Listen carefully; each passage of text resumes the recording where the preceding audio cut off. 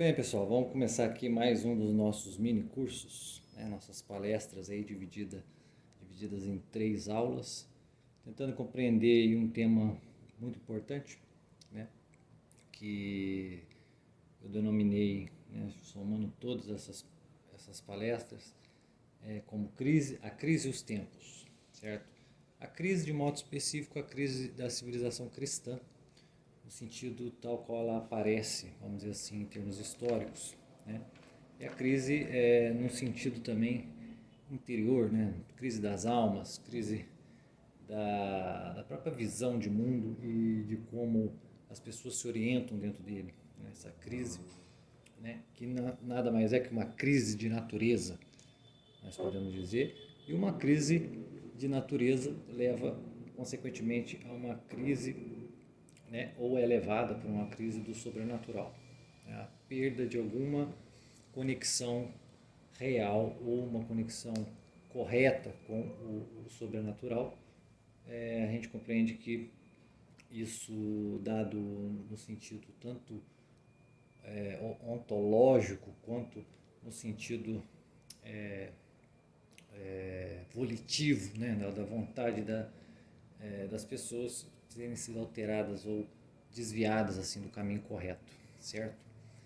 Nós pretendemos aqui neste módulo, vamos dizer assim, dessa sequência de palestras, tocar num ponto, né, que eu costumo enxergar como um ponto de interseção, né, um ponto de interseção entre aquele fenômeno que a gente tentou descrever da diplomação, né, no efeito do sistema de graduação nas universidades, né, da Idade Média, e a própria, vamos dizer, o próprio desenvolvimento ulterior, né, o desenvolvimento das ideias teológicas e filosóficas que vieram a partir do século XVI a desencadear, né, fenômenos assim extraordinários, né, tanto na sociedade quanto nos espíritos, né, das pessoas e etc.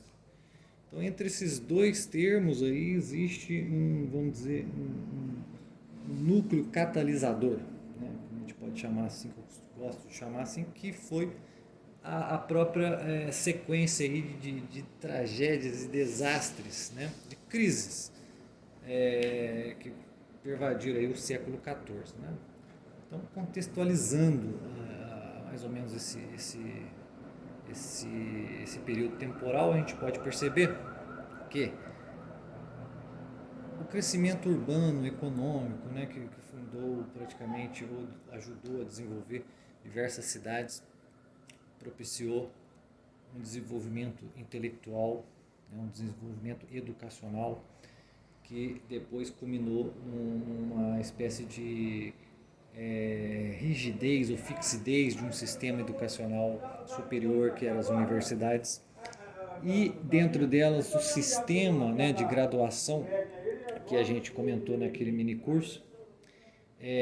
Isso daí existiu um período, vamos dizer, de florescimento, né, de renascimento urbano, econômico, etc., na Baixa Idade Média. O sistema feudal, que era o que imperava ali naquele momento, ele não foi suficiente para se adaptar, vamos dizer, a essas mudanças, esse crescimento, vamos dizer assim, das estruturas econômicas e até sociais. Então, com o passar do tempo, uma série de fenômenos passaram a coexistir com esta sociedade nova, vamos dizer assim, né? Um deles foi a questão da fome, ou seja, no início do século XIV, quando as universidades, as cidades estavam prosperando, diversos tipos de melhorias aí, no sistema agrário, no sistema técnico, né, da Idade Média, invenção melhoramento das charruas, etc., assim, dos equipamentos, né, para que fosse confeccionado aí esse trabalho. Vamos dizer, a sociedade, a própria estrutura da sociedade não foi capaz de suportar o seu próprio crescimento, certo? Então, quer dizer, a explosão demográfica, muita gente e pouco alimento. Pouco alimento, por quê? Porque as safras já não estavam mais conseguindo, né, conter as necessidades daquela população, certo?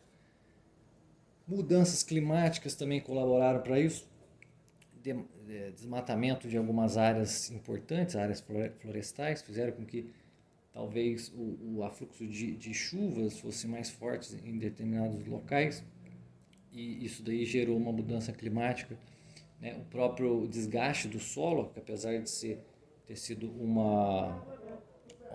o solo ter sido, vamos dizer, muito bem cuidado pelos medievos, né? Com aquela questão daquela rotação trienal do próprio solo, onde descansava uma parte do solo, as outras eram plantadas, depois havia um revezamento, um descanso, etc.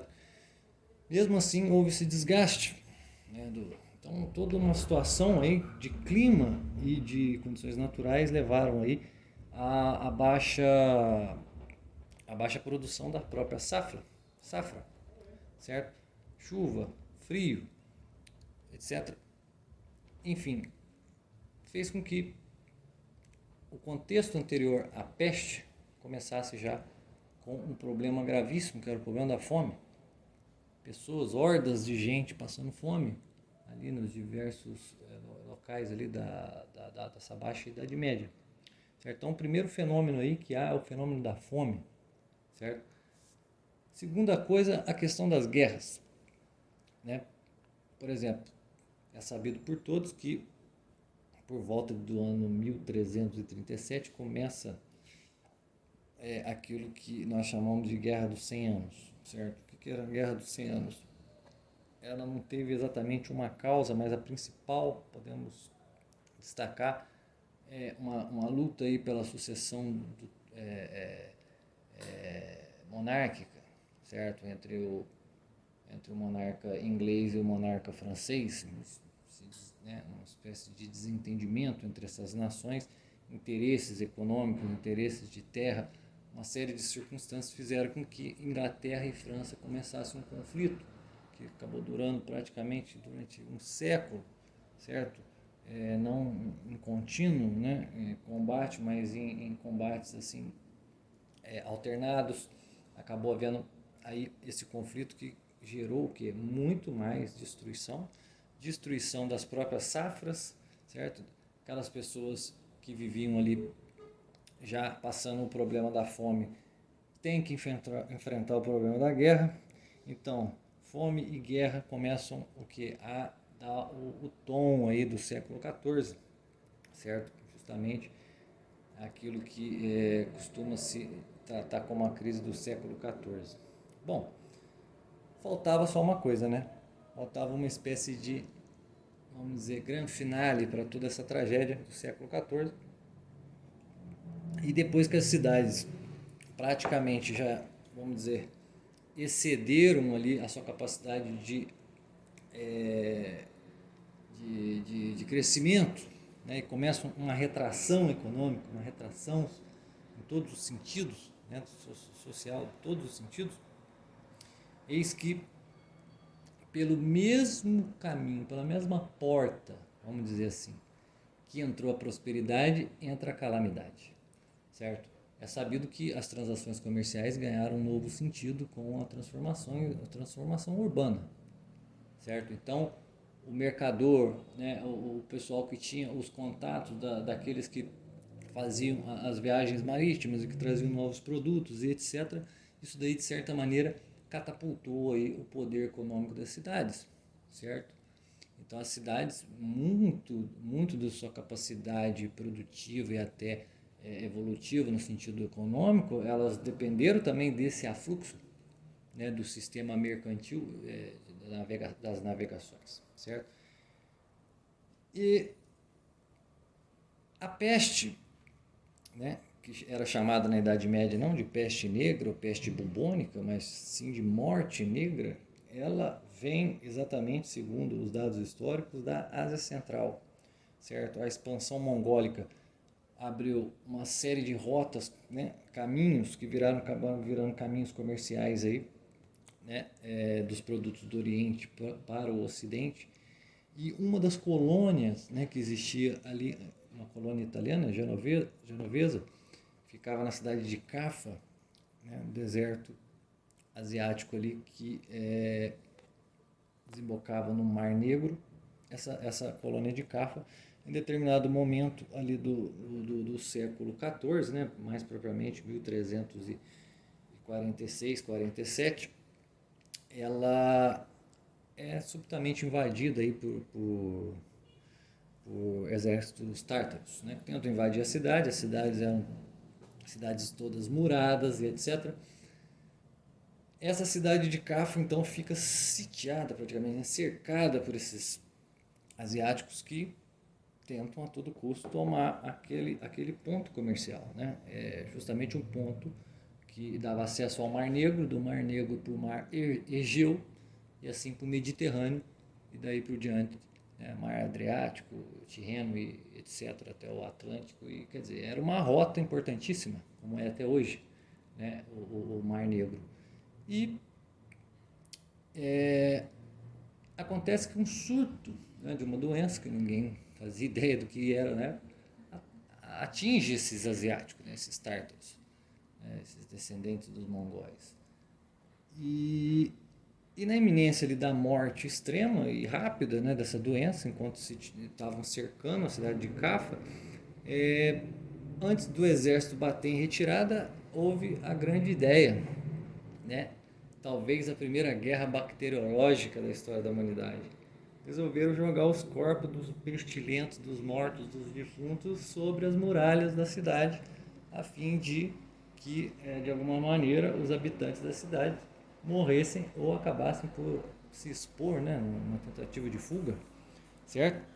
Então, mais ou menos isso que acontece. Muita gente naquele lugar se infecta e aqueles que conseguiram escapar dali com destino a Gênova, né, um destino ali ao Mediterrâneo, né, a Itália, etc., levam consigo o que? Justamente a doença, né, em seus navios. E a doença convivia justamente, como todo mundo sabe, a gente não vai entrar em detalhes, nos ratos através das pulgas, né? Então quer dizer que o rato que continha aquele bacilo, né, que é hoje conhecido como Yersinia pestis, porque foi descoberto, se eu não me engano, no século XVIII, né, por um cientista polonês que, que foi homenageado aí, né, acho que era Yersin o nome dele. Então a peste bubônica ou peste negra virou a Yersinia pestis, pelo menos o nome do bacilo, né? Esse bacilo, essa bactéria terrível, né, talvez a pior de todas que existe aí no mundo, né, temos conhecimento, acontece que ela vivia naquele rato, né, e a picada da pulga fazia com que a pulga carregasse aquele elemento ali venenoso, né, da natureza para um outro rato e assim por diante, até que aquela pulga acaba por picar um ser humano, certo? Porque a própria morte do rato, às vezes, ela encontra o hospedeiro mais próximo, o homem. E como os ratos sempre foram, assim, vamos dizer, colegas, companheiros e vizinhos da humanidade, principalmente nessa época, os próprios ratos que vieram pelos navios, né, mercantis, e acabaram desembocando nos portos mediterrâneos. É comum dizer que quando esses navios chegaram na Itália, eram mais ou menos 12 navios, né, segundo dizem, e ali já tinha os cadáveres, gente morta e doente, então já foram logo expulsos dali, mas a peste já tinha sido transmitida, pelo menos para aqueles que tiveram contato. E num prazo muito rápido aquilo começou a se espalhar, né, por todos os locais portuários, né, por onde esses navios acabavam por passar, né, todos os navios que vinham daquela localidade. Certo? Então a concentração, né, da transmissão da peste basicamente veio da Ásia através dessa colônia, né, que era uma colônia que era muito ativa, muito, né, onde existia muito fluxo ali de transações, né, então era um lugar muito ativo, muitos navios passavam por ali, muitas pessoas, e a peste então chega à Europa, certo? Ela começa a se espalhar através do que? Dos próprios animais, dos ratos e das pulgas, que eram encontradas em grande número, vamos dizer assim, nas cidades medievais. As cidades fechadas com muros, as cidades não tinham, né, vamos dizer, uma higiene tal qual hoje em dia a gente tende a entender como uma higiene mínima e média, né, para boa convivência humana, para boa saúde humana. Né? Os medievais são até bastante, sofrem bastante desprestígio das pessoas de hoje em dia por, né, você vê as obras históricas, você vê a maioria dos textos, a maioria das descrições do pessoal da Idade Média é como se eles fossem verdadeiros porcos, né, pessoas imundas e completamente sujas, né, coisa que não é totalmente verdade, também não é totalmente mentira, né, os hábitos de higiene foram, vamos dizer, melhorados muito por causa da questão da peste também, né? É coisa que a gente vai ver mais adiante, certo? Então, o mal, né, a moléstia, a desgraça vem pelo mesmo lugar de onde veio a prosperidade. Né? Da onde se deu a prosperidade, se deu a morte, né? Justamente pelas cidades litorâneas e portuárias. Bom, acontece que a ciência da época não tinha conhecimento, claro, não tinha o que fazer em relação a esse tipo de doença, porque a peste, a princípio, ela aparece sob a forma que a gente chama bubônica. Né? O que seria a peste bubônica? Ela, ela basicamente atinge né, a bactéria entrando na circulação sanguínea, vai atingir os gânglios linfáticos, ou seja, ela vai atacar essa região do corpo e ali imediatamente vão existir aquilo que naquela época chamavam bubões, que eram o que? Enormes caroços, assim, tamanho de maçãs enormes, que apareciam geralmente na virilha e nas axilas. Então, isso doía muito, certo? Então, ficou conhecido posteriormente como peste bubônica por causa dessa manifestação aí, né, dos bubões, vamos dizer assim, no corpo das pessoas, e a tendência era que em 6 ou 7 dias aquele indivíduo contaminado acabava por perecer depois de muita agonia, depois de muito sofrimento, certo? Derivado dessa forma bubônica, então, no meio da pestilência toda surge a forma pneumônica da doença, que já é quando essas bactérias, né, atingem o sistema pulmonar e começam a ser expelidas, vamos dizer, através de gotículas de sangue, né, ou aquilo que sai das vias nasais das pessoas por via oral, certo? Como hoje em dia a gente via aí, né, o uso de máscaras e tudo mais por causa de Covid. Então, naquela época, por causa da peste, era se transmitido de fato, né, a sua forma pneumônica, vamos dizer assim, que era muito mais terrível, né, muito mais agressiva do que a bubônica. Inclusive a bubônica, algum percentual de pessoas ainda sobrevivia. A pneumônica, o nível de sobrevivência era quase zero, né? Também sobreviviam, mas muito rara pessoa sobrevivia dessa forma. E tinha a terceira forma da manifestação da doença, que era a septicêmica. O que era essa forma septicêmica? Era quando a bactéria, ela meio que, vamos dizer, infestava o sangue da pessoa de tal forma que o sangue, de uma certa maneira, podemos dizer que o sangue praticamente apodrecia em pouquíssimo tempo.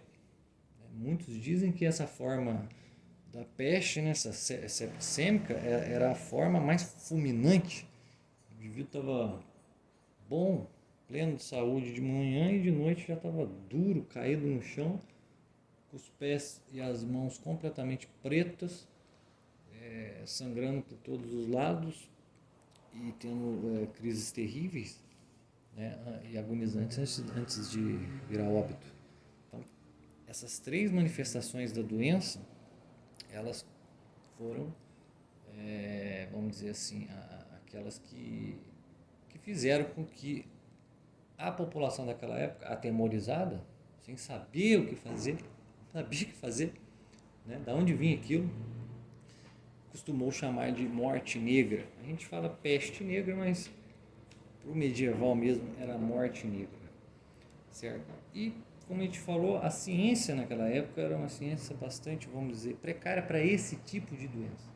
Então, imediatamente, começa a, vamos dizer, uma tentativa dos médicos daquela época em conter, né, esse mal, porque ainda não tinha exatamente uma ideia do tipo de contágio. O pessoal, logo no começo, né, nos primeiros momentos, ninguém imaginava que como aquilo era transmitido, né? Não tinha ainda essa ideia, nem de onde vinha, do que causava, né? Então, os médicos da época, né, basicamente o que?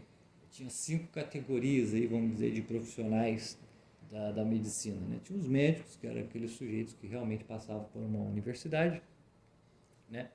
E tinham, né, o diploma de médicos, etc. Não tinham conhecimentos como a gente imagina hoje que seja um conhecimento médico. Naquela época, a medicina era baseada na teoria dos humores, né, de Hipócrates e Galeno. A teoria dos humores hoje está bastante, vamos dizer, popularizada aí pela questão dos temperamentos, né? Sanguíneo, colérico, fleumático, melancólico, etc. Mas, né, na raiz, a teoria dos humores dizia basicamente o seguinte, que o corpo humano, né, a saúde humana, era regida por um equilíbrio desses líquidos, né, desses humores, né, dessas emanações, vamos dizer, líquidas do corpo, que eram divididas em 4, né, sangue, fleuma, bilis amarela e bilis negra. E quando uma delas predominava demais e havia um desequilíbrio bastante agudo, era que causava, né, as enfermidades, né? Então, buscava-se métodos de fazer restabelecer esse equilíbrio. Então, imediatamente, a questão da doença foi tratada, né, a princípio, como algo que poderia ser, de repente, contido pelo equilíbrio dos humores. Então, das categorias aí de profissionais da medicina, vamos dizer assim, que existiam, além dos médicos, existiam os cirurgiões, que nada mais eram que os sujeitos que tapavam feridas, cauterizavam, faziam amputações, cauterizavam machucados, etc. Mais ou menos como um enfermeiro é hoje em dia, né?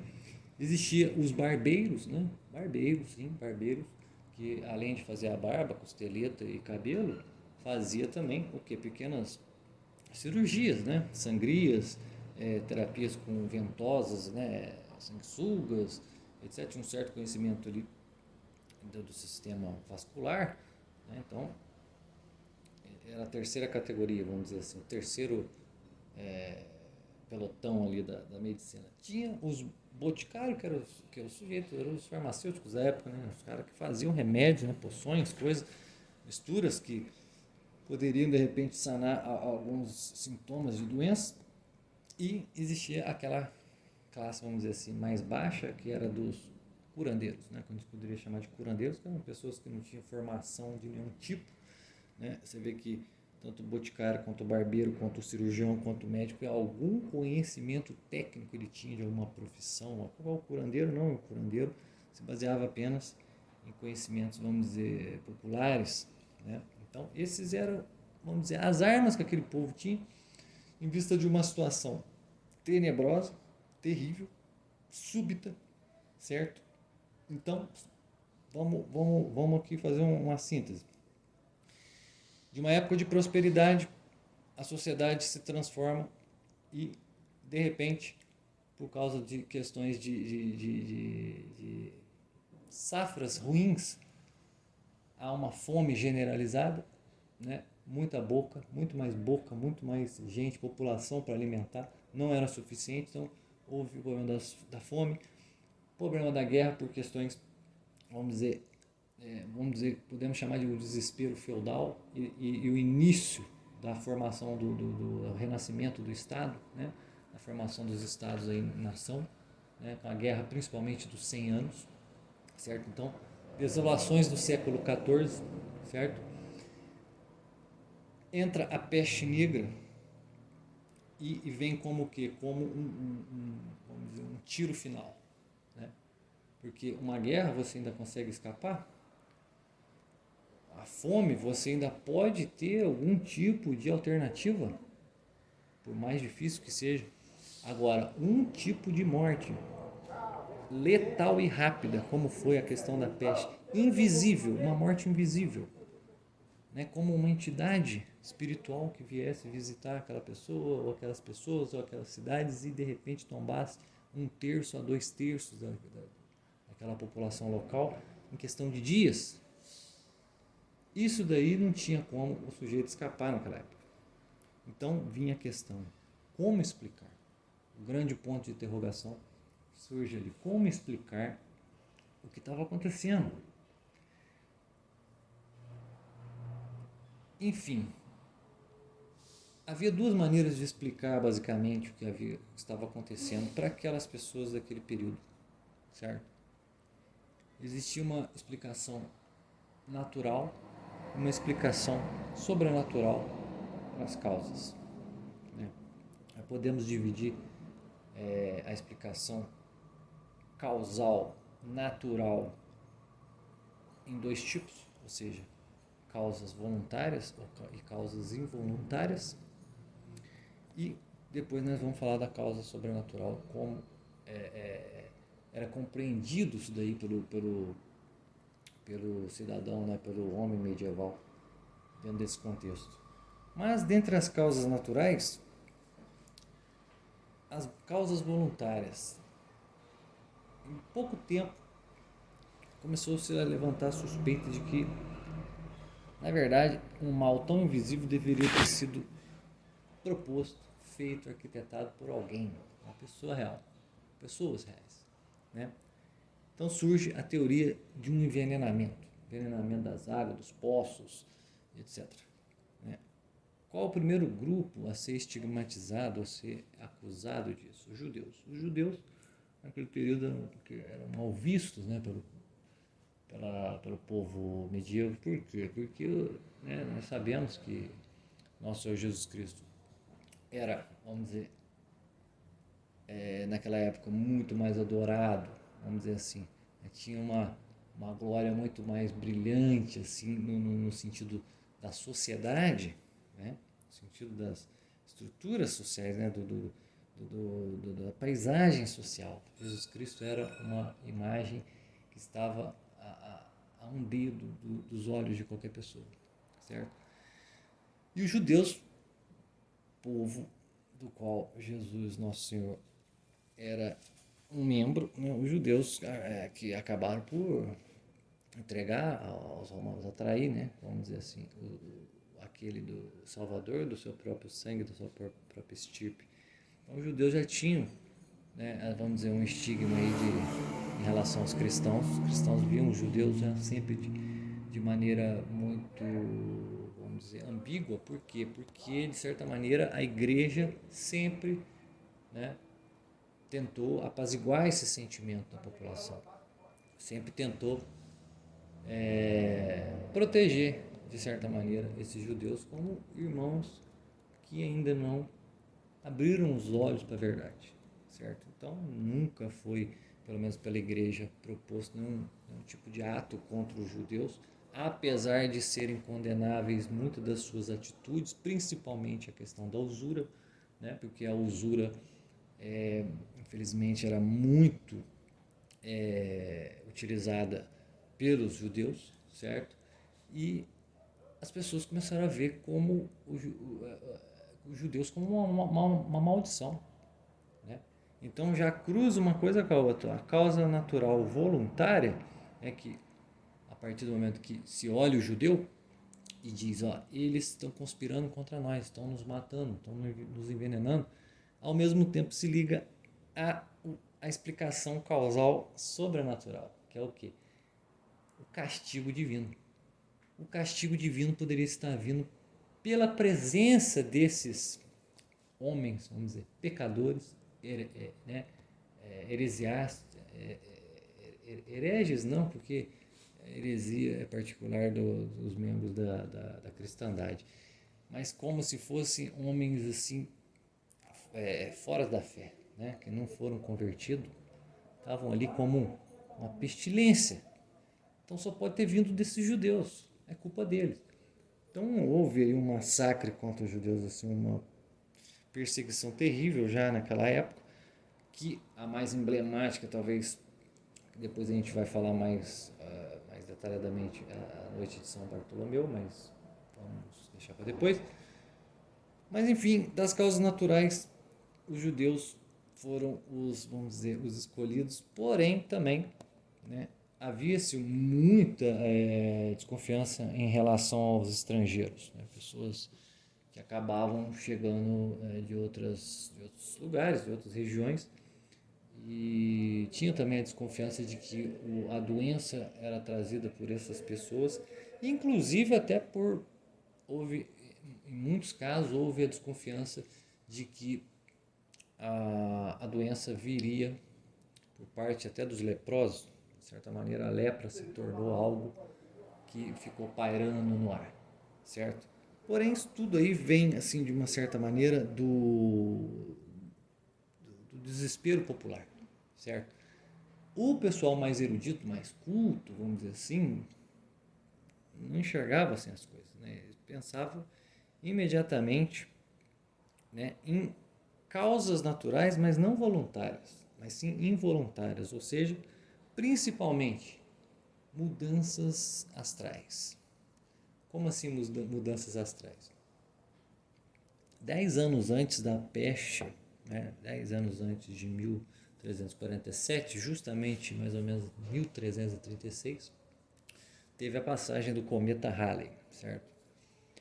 E os cometas não eram compreendidos assim como nós compreendemos hoje, né? Não vamos aqui dizer que simplesmente os medievais eram tolos e ignorantes porque não sabiam exatamente o que era um cometa, porque nós aqui estudamos aí, sei lá, os astrofísicos, etc, e a NASA tem mais conhecimento.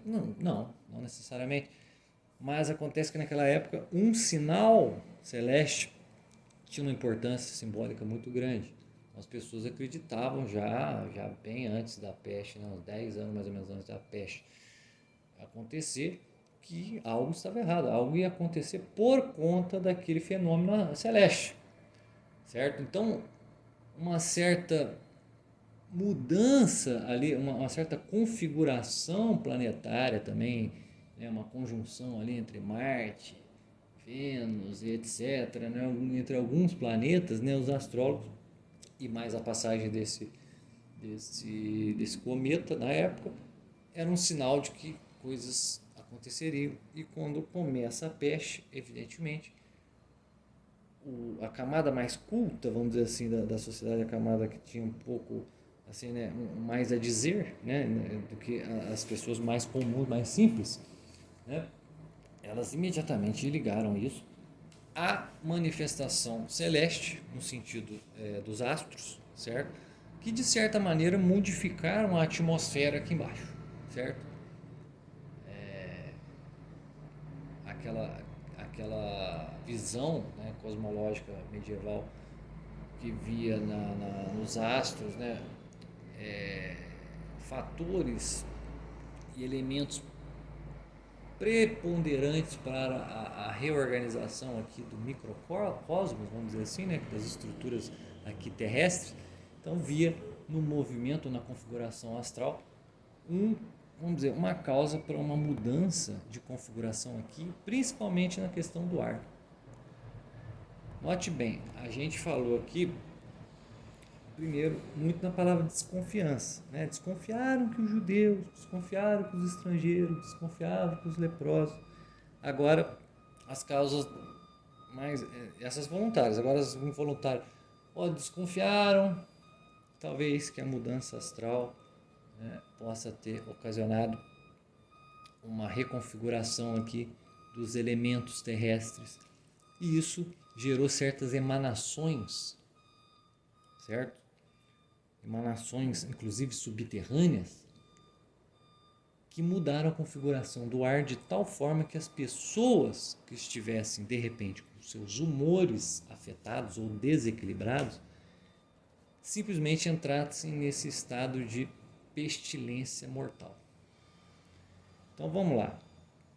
Como o cidadão naquela época explicava aquilo que estava acontecendo? Ele explicava conforme a sua visão do mundo natural, sua visão do mundo sobrenatural. Então, podemos sintetizar isso daí numa única visão. A ideia de castigo, ou seja, de que os homens naquela época já estavam vivendo dentro de uma luxúria, dentro de pecados graves, talvez a usura também começasse a ter se tornado ali entre os próprios cristãos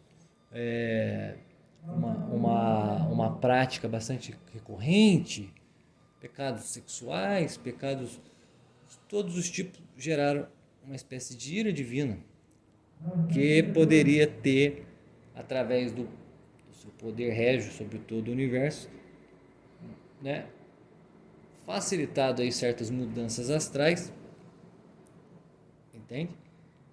Que, somada à presença de alguns elementos díspares na sociedade, como os judeus, ou até mesmo os estrangeiros, os leprosos, pessoas identificadas com o pecado, né? Somando essa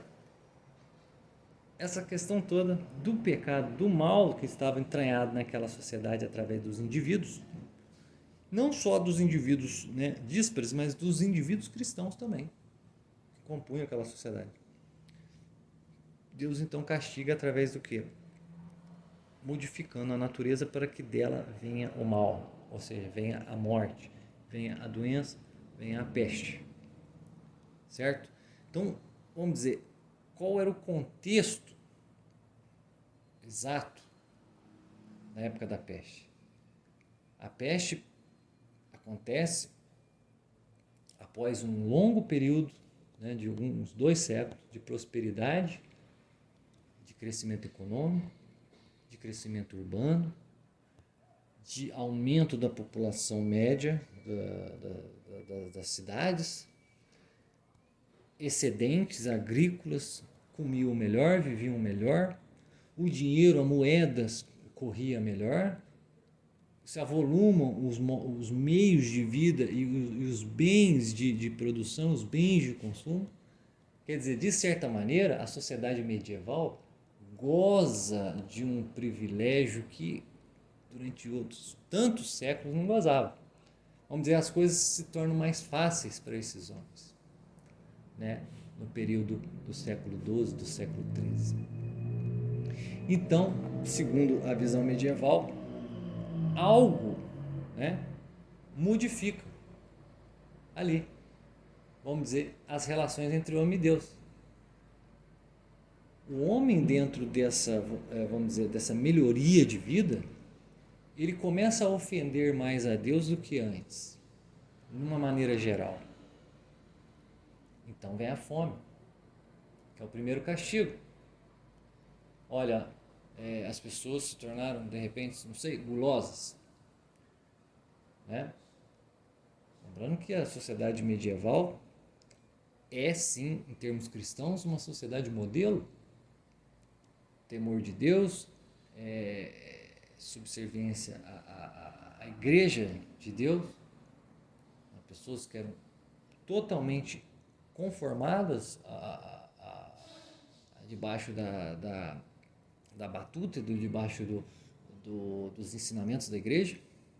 Porém, olha só, um leve desvio dessa sociedade já configura uma causa ou um elemento propício para o castigo.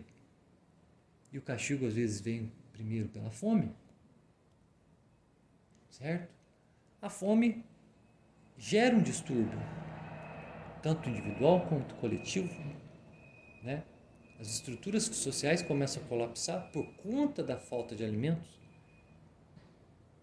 E daí as guerras, certo? Não que as guerras sejam assim, não estão falando aqui que essas guerras dos 100 anos, etc., tenha como causa simplesmente a fome ou a desgraça agrária. Não.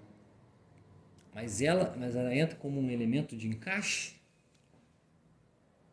Por quê? Porque a guerra, ela é guerra na medida em que interesses que estão acima, inclusive, do interesse alimentar, consideram também o interesse alimentar como uma de suas, vamos dizer, estratégias.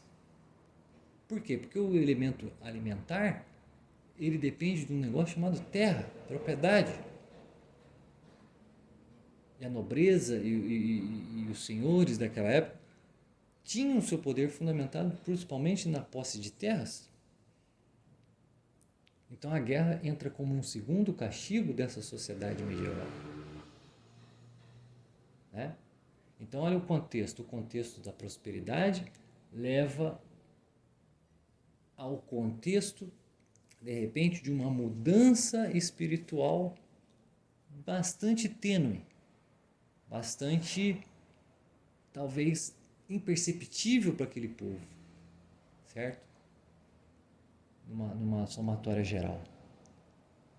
Mas uma mudança, mesmo pouquíssimo perceptível, mas uma mudança substancial nas relações entre homem e Deus.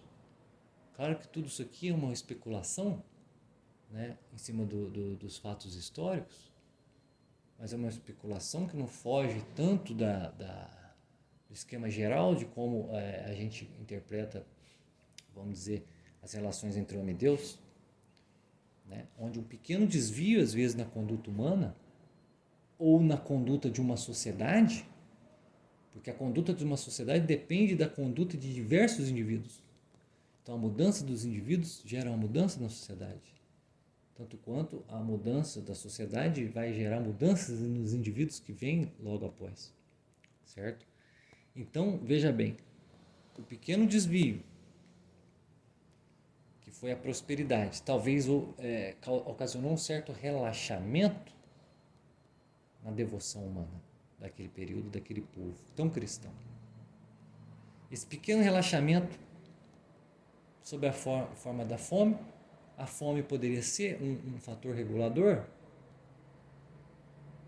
mas como o homem é livre, ele tem uma vontade livre, ele não tomou talvez, num cômputo geral, não tomou talvez o caminho certo e acontece que vem um novo regulador um pouco mais pesado ainda, que foi a guerra. Né? A fome é negra, a fome é terrível, mas a guerra também. Certo? E a guerra vem como o que? Um fator de desespero. Um fator de desespero proveniente, talvez, da condição de incerteza e insegurança da fome. Agora você imagina 2 reinos cristãos, Inglaterra e França. Países que na época eram países com uma devoção incrível, né, a Deus. Países que estavam espiritualmente ordenados conforme a igreja. E de repente, por causa de uma sucessão, uma briga de sucessão e de interesses por terras e por domínios comerciais, há ali uma guerra entre cristãos, ingleses, franceses. Isso dura 100 anos. E qual poderia ser o terceiro fator regulador para esse desgaste aí, vamos dizer, das relações entre homem e Deus? A peste, a doença, a morte súbita e terrível, que deixava corpos putrefatos para todos os lados, onde não tinha nem lugar para enterrar as pessoas, onde as pessoas eram enterradas em covas rasas, como lasanhas, quando você lê os livros aí de história, como lasanhas, enterrada por camadas, pessoas, terra, pessoas, terra, pessoas, terra. A ponto do Papa Clemente VI, no auge do desespero, dentro desses 3 anos de pico né, um grande pico da peste, né, ali na Europa, eles sagraram um rio como um cemitério, que já não havia onde colocar as pessoas. Agora, se o terceiro fator regulador das relações entre homem e Deus, né, que estão configurando aí o fim de uma era, certo? O fim de uma era. Se esse terceiro elemento regulador não faz com que o homem, né, o homem aqui, gente, não no sentido abstrato, o homem no sentido concreto, cada homem. E cada homem não vive sozinho, vive numa sociedade, principalmente a sociedade espiritual. Então, cada homem tem um peso enorme dentro do cômputo geral da sociedade. Então, quando a gente fala assim, o homem no sentido da sociedade, a sociedade humana, nós estamos falando de cada homem também, principalmente de cada um. Então, se o terceiro fator regulador, que é a morte extrema, invisível, letal, rápida, fulminante, podre, fétida, terrível, que separa marido de mulher, pais de filhos, que gera um estado de, sei lá, de corrupção total das relações. Se esse terceiro fator regulador não é suficiente para trazer as pessoas, ou para trazer o homem concreto de volta para a relação sadia com Deus, vamos dizer assim, né? Para ser corrigido o desvio, então nada mais há a se fazer, a não ser que seja, vamos dizer, cortado o fio histórico daquela civilização ou daquela era, né?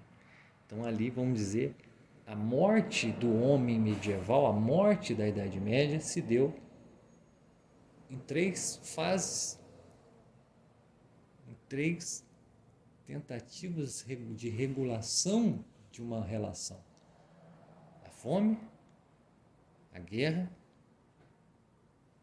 e a doença, a peste. Não que não tivesse existido fome anteriormente a isso, existia, mas a fome generalizada foi nesse período. Não que não existisse guerra, existia, mas eram guerras muito locais e pequenas, que não alteravam, vamos dizer, a conjuntura geral ali do período, como foi a Guerra dos 100 Anos. Havia doenças, e muitas, mas não como esta, que chegava de uma forma abrupta, letal, quantitativamente monstruosa e rápida. Então, concluindo aqui essa primeira aula, o que nós podemos aqui, o que a gente tentou fazer aqui? Contextualizar. A gente tentou contextualizar que na travessia do século XII para o XIII, né, que são os séculos da prosperidade, ali deve ter se encontrado um desvio na relação entre homem e Deus, o homem no sentido concreto, ou seja, dos indivíduos enquanto tal, e a somatória geral, a sociedade humana, certo? Desvios nessa relação homem-Deus fizeram com que esta sociedade, esse reino, ou vamos dizer, esse reino de Deus na Terra, ou essa era, esse milênio cristão, que é aquilo que a gente chama de medievo, época medieval, ela tem aí o seu cataclisma, vamos dizer, a sua morte, através de fome, guerra, enfim, a peste, que justamente é um fator determinante para a mudança do espírito. Por isso o tema aqui é a peste e o espírito, a mudança do espírito, certo? Se houve uma mudança no nível intelectual com a ascensão da colação de graus e do diploma, se houve uma mudança, vamos dizer, filosófico-teológica, né, das ideias, né, vamos dizer assim, lá na frente, no século XVIII, né, no século XIV, XV, XVI, séculos da peste, houve uma mudança do espírito. Mudança do espírito que precedeu a mudança das ideias, né? Aliás, antecedeu a mudança das ideias, ou seja, aconteceu dessa alteração dos espíritos influenciarem também na alteração das ideias filosóficas e teológicas subsequentes, que a gente falou no curso aqui das forças negativas da civilização moderna, e né, foi um período que justamente derivou da ascensão das cidades, da ascensão econômica, da ascensão universitária, né, que concomitantemente estava dentro do contexto. Então, o que a gente contextualizou aqui é isso.